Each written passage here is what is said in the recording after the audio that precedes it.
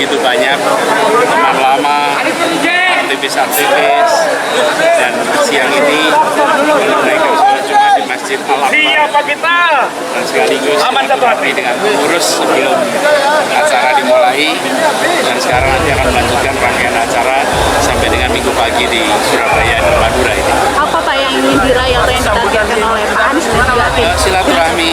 Silaturahmi itu dua arah, satu mendengar aspirasi, harapan. Apa yang disampaikan oleh Anies Baswedan dalam acara itu ya tentu tidak bicara soal politik secara straight ya, secara langsung, tetapi ini adalah simbol ya bahwa Anies dekat dengan kelompok-kelompok FPI, kelompok-kelompok PA212, GNPF Ulama dan lain sebagainya yang memang bergantung kepada komando imam besarnya yaitu Habib Rizik Syihab untuk mendukung dan lain sebagainya. Walaupun tentu secara resmi Habib Rizik belum menentukan haluan kemana-mana ya, tetapi kita harus paham ya, kalau calonnya lebih dari Anies dari sisi endorsement kanannya rasanya susah juga ya. Kalau misalnya calonnya Ganjar, saya kira akan jauh didukung Habib Rizik dan teman-temannya. Tapi sebaliknya juga begitu untuk kelompok-kelompok yang selama ini mendukung Presiden Jokowi. Jadi inilah dinamika politik biasa-biasa saja lah ya. Kalau Prabowo ya iya dan tidak. Tetapi Anies Baswedan punya peluang besar untuk di-endorse oleh Habib Rizik dan tentu saja oleh masanya juga.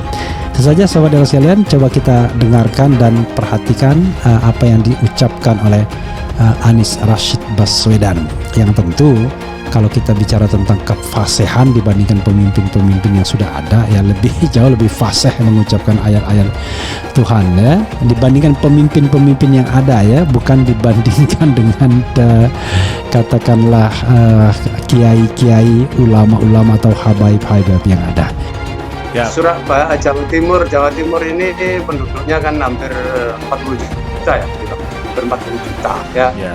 Kemudian kalau misalnya kita bilang ada 1 juta orang pun misalnya yang berkumpul di satu tempat atau terlibat dalam satu acara gitu, kita kan bisa aja ngomong sepi ya, kan cuma 1/40 dari penduduk Jawa Timur kan begitu. Jadi kalau penghitungan yang sifatnya kuantitatif begitu itu ya gampang memunculkan perdebatan ya, karena kita berbicara soal angka-angka. 1 juta pun pasti dianggap sedikit kan begitu. Tetapi kalau saya agak kurang tertarik kalau berbicara mengenai misalnya rame sepi dengan ukuran angka-angka ya, karena tadi itu bisa saja perdebatannya bisa menjadi tidak relevan. Tetapi kalau saya yang kebetulan waktu Mas Anies berkunjung ke Surabaya dan Madura, saya ngikuti ya mulai hari pertama, kedua sampai ketiga itu yang saya rasakan adalah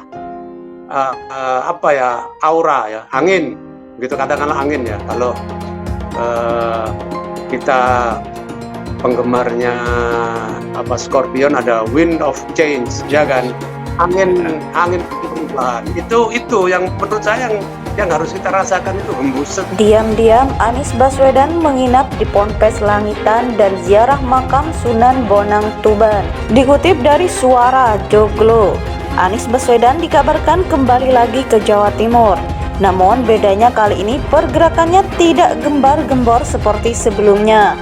Anies dikabarkan diam-diam melakukan ziarah kubur ke makam Sunan Bonang di Tuban. Bukan cuma itu, bakal calon presiden dari Koalisi Perubahan, Nasdem, Demokrat, dan PKS itu juga dikabarkan menginap di pesantren Langitan di Widang sebelum berziarah. Kunjungan Anies ini terjadi kemarin lusa Senin 3 April. Kabar kunjungan Anies itu pun didapat dari Sekretaris Pengurus Yayasan Mabarot Sunan Bonang Tuban, Hidayatur Rahman. Ia membenarkan kedatangan Anies Baswedan di makam Sunan Bonang Tuban. Betul, kemarin beliau bersama timnya, kalau tidak salah 2 mobil mendatangi makam Sunan Bonang untuk berziarah, kata Gus Dayat seperti dikutip dari beritajatim.com jejaring mediasuara.com. Rabu 5 April 2023. Beliau sebelumnya dari Ponpes Langitan, terus mampir ke makam Sunan Bonang Tuban sekitar pukul 7.30 waktu Indonesia Barat sampai pukul 9.30 waktu Indonesia Barat, ungkap Gus Dayat menambahkan. Gus Dayat juga menjelaskan bahwa Anies Baswedan sebetulnya dalam perjalanan ke Blora, Jawa Tengah dan baru pertama kali berkunjung ke makam Sunan Bonang Tuban. Ziarah sendiri dilakukan kemarin terbilang sangat mendadak. Dayat mengatakan kalau Anies sempat bertanya tentang sejarah makam Sunan Bonang. Kemudian ia juga bercerita tentang kakeknya yang memiliki teman di Tuban bernama Profesor Kiai Haji Raden Fathur Rahman Kafrawi, yang ternyata kakek saya. Anies Baswedan dikabarkan kembali lagi ke Jawa Timur. Namun bedanya kali ini pergerakannya tidak gembar-gembor seperti sebelumnya. Anies dikabarkan diam-diam melakukan ziarah kubur ke makam Sunan Bonang di Tuban. Bukan cuma itu, bakal calon presiden dari Koalisi Perubahan, Nasdem, Demokrat, dan PKS itu juga dikabarkan menginap di pesantren Langitan di Widang sebelum berziarah. Kunjungan Anies ini terjadi kemarin lusa Senin 3 April. Kabar kunjungan Anies itu pun didapat dari Sekretaris Pengurus Yayasan Mabarot Sunan Bonang Tuban, Hidayatur Rahman. Ia membenarkan kedatangan Anies Baswedan di makam Sunan Bonang Tuban. Betul, kemarin beliau bersama timnya, kalau tidak salah 2 mobil mendatangi makam Sunan Bonang untuk berziarah, kata Gus Dayat seperti dikutip dari beritajatim.com jejaring mediasuara.com.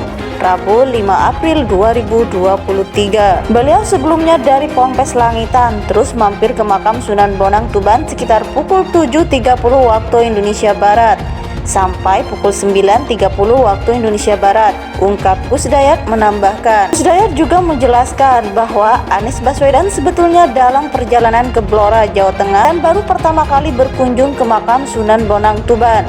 Ziarah sendiri dilakukan kemarin terbilang sangat mendadak. Kabar kunjungan Anies itu pun didapat dari Sekretaris Pengurus Yayasan Mabarot Sunan Bonang Tuban, Hidayatur Rahman. Ia membenarkan kedatangan Anies Baswedan di makam Sunan Bonang Tuban. Betul, kemarin beliau bersama timnya, kalau tidak salah 2 mobil mendatangi makam Sunan Bonang untuk berziarah, kata Gus Dayat seperti dikutip dari beritajatim.com jejaring mediasuara.com. Rabu 5 April 2023. Beliau sebelumnya dari Ponpes Langitan, terus mampir ke makam Sunan Bonang Tuban sekitar pukul 7.30 waktu Indonesia Barat